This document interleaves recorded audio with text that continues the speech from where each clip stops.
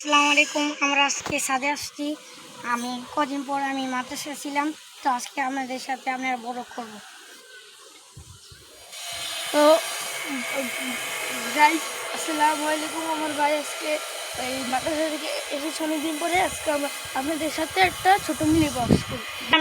এই গাছে অনেক ফলমূল এসেছে, আমরা সব আপনাদের একটা একটা করে দেখাবো। এই যে এটা আমাদের লেবু গাছ, করমজা গাছ,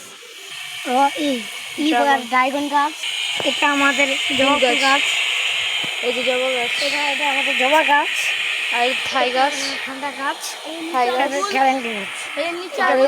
একটা ফুল আসছে জবা। এখানে আমাদের লেবু গাছ, মালটা গাছ, এটা আমাদের লিচু গাছ, আর এটা আমাদের ড্রাগন গাছ, এটা আমাদের লেবু গাছ, এটা আমাদের সূর্যমুখী গাছ, যেটার মধ্যে বিচি আসছে, যে দেখেন।